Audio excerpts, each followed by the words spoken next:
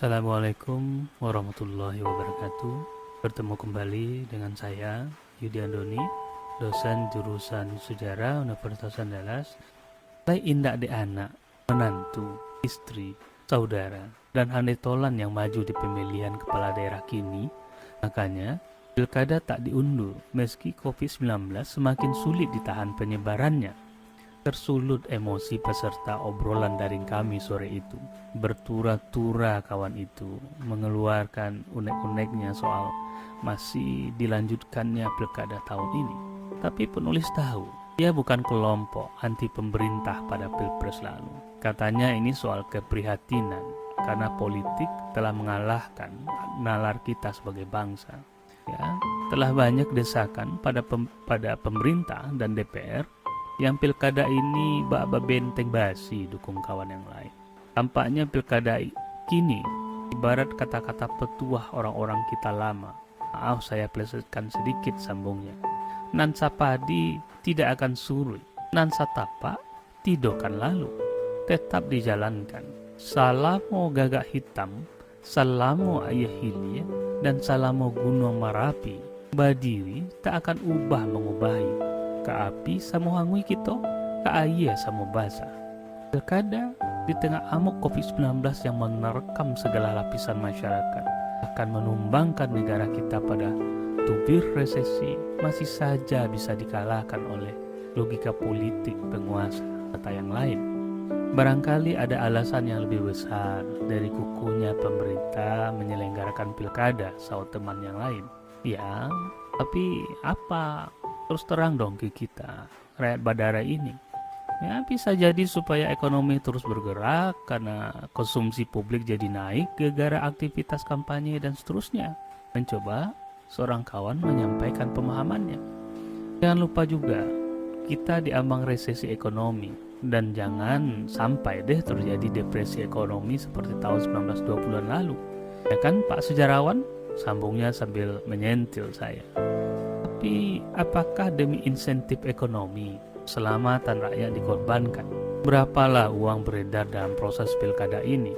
Dan berapa pula kerugian rakyat kecil yang akhirnya kena COVID-19 yang membuat mereka tak bisa hidup selama masa karantina? Benar tuh, bukannya sama-sama jadi abu juga. Ekonomi sedikit berjalan, tapi biaya kesehatan malah membengkak karena munculnya kekhawatiran pilkada yang saya yakin akan menyumbang banyak orang terkonfirmasi COVID-19. Hei, jangan ke saya tunjuknya dong, sanggah kawan tadi yang coba memberi jawab atas segala tanya kritis teman yang lain. Kami tertawa. Salah seorang memberi penjelasan. Maksud mereka tentu bukan menyudutkan kawan tadi, meski kami tahu istrinya bekerja di salah satu instansi pemerintah. Kami minta maaf terbawa suasana diskusi yang hangat-hangat ci ayam itu. Dia pun akhirnya ikut tertawa dan menyatakan bisa mahfum. Tapi saya baca di koran kita ini, di tajuknya, kalau pilkada jalan terus sesuai jadwal dari KPU. Benar, dan saya setuju dengan peringatan dalam tajuk beberapa koran lokal di daerah beberapa hari yang lalu, kalau tantangan pilkada kali ini sangat berat. Pada pasangan yang berlaga misalnya, pada rakyat yang akan memilih, dan pada tekanan ekonomi negara kita, kata teman dari jurusan politik. Pilkada berliterasi, mungkinkah usul saya? Maksudnya apa itu? Tanya kawan yang lain. Saya lihat sebagian dari kawan di ruang dari itu melempar senyum. Ya, tantangan para pasangan calon hari ini adalah bagaimana membuat gagasan mereka dapat langsung diterima masyarakat. Tapi dalam kondisi kini, mengumpulkan massa untuk menyampaikan langsung tentu tidak mungkin. Akan muncul penderita corona baru. Kalau seperti itu, ya kenapa para calon kepala daerah itu tidak menuliskan gagasan-gagasan mereka ke berbagai media yang bajibun sekarang? Bukankah dalam historisnya, Randah Cinduarmato ini, sawah ladangnya literasi di masa pergerakan sebut saya. Nah, pemerintah kolonial baru saja melancarkan kebijakan politik etis pada 1900. Salah satu perubahan besar yang dibawanya adalah pemberian pendidikan modern pada bangsa Bumi Putra. Sementara di Minangkabau sendiri, setengah abad sebelumnya, pendidikan barat itu telah mereka dapatkan melalui sekolah negari.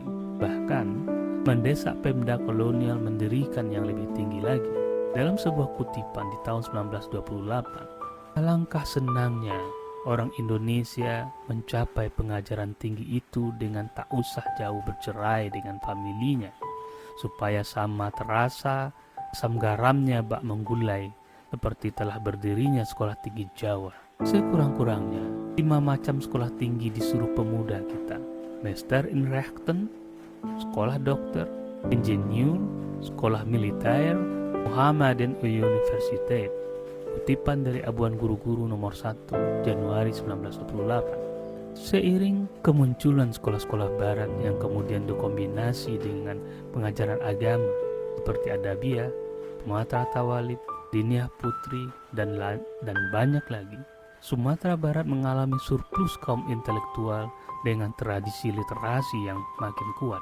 Dalam satu penelitian, sejak pendidikan barat dikenalkan di Minangkabau, terdapat 200 lebih majalah berbagai genre penulisan terbit di ranah ini.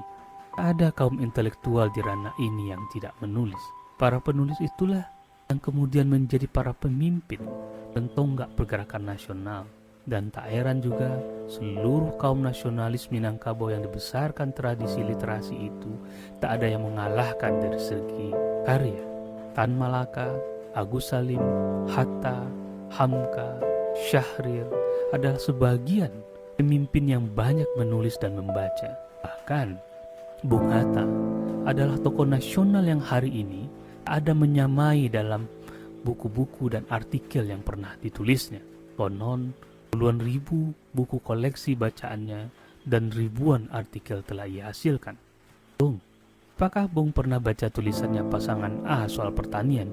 Tanya seorang kawan pada aktivis pembela hak petani yang tanggal 24 September 2020 lalu ikut menulis tentang peringatan Hari Tani. Seingat saya tak ada. Tak tahu kita apa gagasan dia memajukan pertanian di negeri ini. Meski setahu saya beliau itu alumni Fakultas Pertanian terkenal di daerah kita. Kalau pasangan B, tahukah Bung idenya memajukan kesejahteraan rakyat? Tanya yang lain pada kawan yang berprofesi dosen politik. Sudahlah, kita sama-sama tahu ada para pasangan itu yang menikam jejak, katanya di media massa. Paling kita baca dari pidato-pidatonya di berbagai acara resmi. Dan paling juga bukan dia yang menuliskan. Mencoba memoderasi seorang kawan. Sekadar berliterasi itu, kata bijak Minang, ibarat menanam bibit kato. Menanam bibit kato berarti membuat orang ingat memahamkan kata. Karena kata itu banyak dalamnya atau maknanya, dukung kawan dari jurusan Keminangkabauan. Kalaulah kata yang ditanam akan sedap dimakan bila dalam maknanya punya arti lahir dan batin, dukung saya.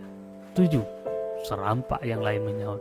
Jadi kita tunggu saja berbagai artikel mengalir di koran-koran konvensional dan baru menyambut gagasan para calon kepala daerah kita itu, kata saya.